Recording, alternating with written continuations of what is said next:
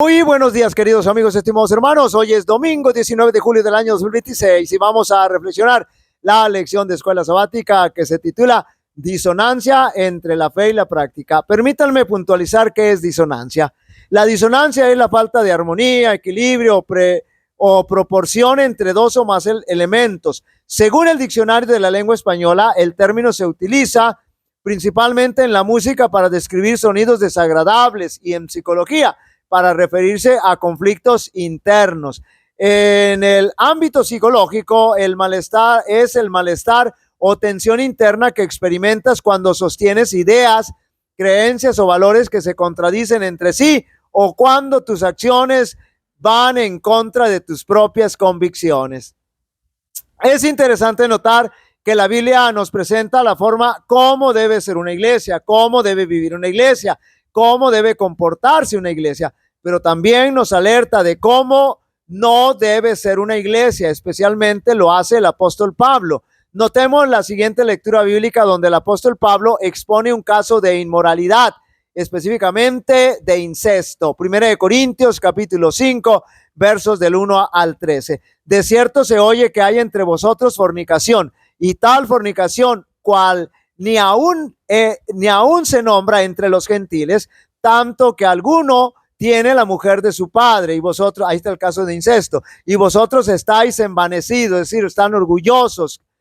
No deberíais más bien haberos lamentado para que fuese quitado de en medio de vosotros el que cometió tal acción. Ciertamente yo, como ausente en cuerpo, pero presente en espíritu, ya como presente he juzgado al que tal cosa ha hecho. En el nombre de nuestro Señor Jesucristo, reunido vosotros y mi espíritu con el poder de nuestro Señor Jesucristo, el tal sea entregado a Satanás para destrucción de la carne. Vamos a ir viendo qué significa todo esto. A fin de que el espíritu sea salvo en el día del Señor Jesús. No es buena vuestra jactancia. ¿No sabéis que un poco de levadura leuda toda la masa?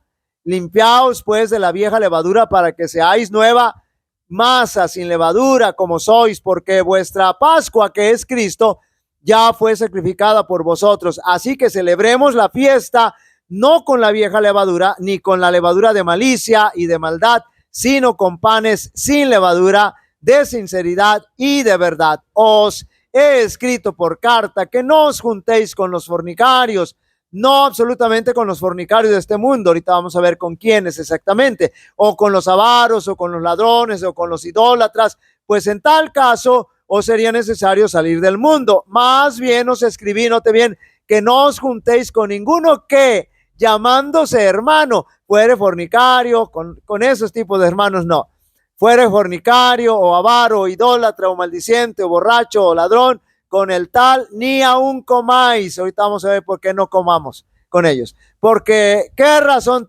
tendría yo para juzgar a los que están fuera? No juzguéis vosotros a los que, no juzgáis, perdón, vosotros a los que están dentro, porque a los que están fuera Dios juzgará. Quitad pues a ese perverso de entre vosotros. Aquí el apóstol nos presenta un caso de incesto, es decir, un pecado, un ilícito o delito de incesto que consiste en tener relaciones sexuales entre parientes, ya sea por consanguinidad o por lazos civiles o políticos como lo conocemos. Este era un pecado, un delito que ni siquiera entre los gentiles se daba y ahora se estaba presentando en una iglesia cristiana, sin duda un acto escandaloso que conmocionaba a cualquier persona. Esta situación llega al colmo porque la iglesia de Corinto estaba solapando ese pecado y no se avergonzaba, sino que se sentía orgullosa de solapar ese pecado. Y esta es la terrible disonancia que señala la Escritura. Era necesario aplicar la disciplina tanto al que estaba cometiendo el pecado como a los que estaban solapando. El apóstol le reprocha que la iglesia estaba envanecida, es decir, orgullosa de lo que estaba haciendo. Esto era sencillamente aberrante, patético. no podemos explicar la actitud de la iglesia de Corinto al respecto. Tampoco podemos comprender la razón por la cual solapaban a ese hermano al estar cometiendo ese pecado. No sabemos qué influencia tenía para con la iglesia o de qué privilegios gozaba, pero cualesquiera que sean las razones, no se puede justificar el pecado y mucho menos sentirse orgulloso de eso. Que tal vez, nosotros hoy nos sorprendemos y escandalizamos al respecto, pero pudiera ser que también como iglesia estemos solapando pecados específicos y hasta les aplaudimos a dichos pecadores. El Espíritu Santo es el aliento de la vida espiritual. El impartimiento del Espíritu es el impartimiento de la vida de Cristo. Comunica al que lo recibe los atributos de Cristo. Únicamente aquellos que han sido enseñados de Cristo, los que experimentan la operación interna del Espíritu y en cuya vida se manifiesta la vida de Cristo, han de detectarse como hombres representativos que ministren en favor de la iglesia. A los que remitieres, note bien, los pecados, dijo Cristo, les son remitidos. A quienes los retuviereis serán retenidos. Cristo no da aquí a nadie libertad para juzgar a los demás. En el Sermón del Monte lo prohibió. Es prerrogativa de Dios, pero coloca sobre la iglesia, note bien, organizada, una responsabilidad por sus miembros individuales. La iglesia tiene el poder de amonestar, instruir y, si es posible, restaurar a aquellos que caigan en el pecado. Redarguye, reprende y exhorta, dijo el Señor, con toda paciencia y doctrina. Obrad fielmente con los que hacen mal, amonestad a toda alma que está en peligro. No dejéis que nadie se engañe. Llamad al pecado por su nombre, declarad lo que Dios ha dicho respecto a de la mentira, la violación del sábado, el robo, la idolatría y todo otro mal. Los que hacen tales cosas no heredarán el reino de Dios. Si persisten en el pecado, el juicio que habéis declarado por la palabra de Dios es pronunciado sobre ellos en el cielo. Al elegir pecar, niegan a Cristo. Note bien, la iglesia debe mostrar que no se sanciona, note bien, sus acciones o ella misma deshonra a su Señor. Debe decir acerca del pecado lo que Dios dice de él. Debe tratar con él como Dios lo indica y su acción queda ratificada en el cielo. El que desprecia la autoridad de la iglesia, desprecia la autoridad de Cristo mismo.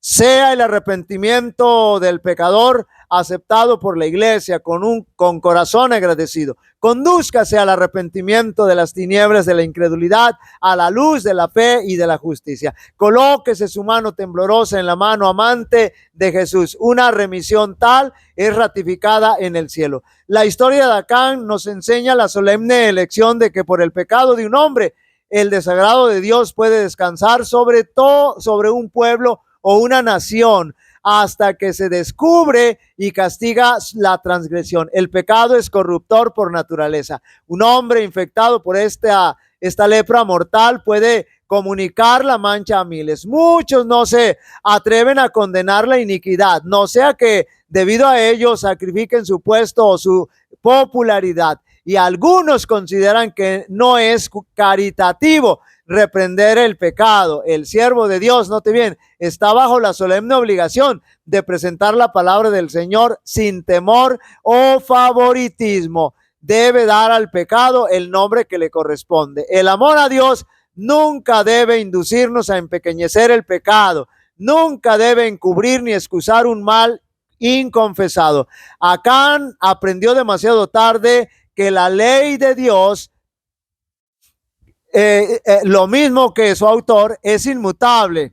Tiene que ver con todos nuestros actos, pensamientos y sentimientos. Nos sigue y alcanza cada impulso secreto. Al abandonarse al pecado, los hombres llegan a considerar livianamente la ley de Dios. Muchos ocultan las transgresiones de sus semejantes y se consuelan diciéndose que Dios no será estricto para señalar la iniquidad, pero su ley es la gran norma de la rectitud y con ella será comparado todo acto de la vida en ese día, cuando Dios traerá toda obra a juicio y todo acto secreto, sea bueno o sea malo, La pureza de corazón producirá pureza de vida.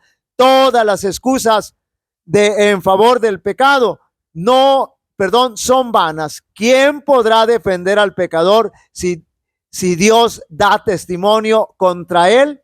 Nadie. Queridos amigos y hermanos, la iglesia no ha sido establecida para condenar, sino para redimir. Pero solapando el pecado, no hay redención. El Señor no nos salva con nuestros pecados, sino de nuestros pecados. Y lejos de redimir,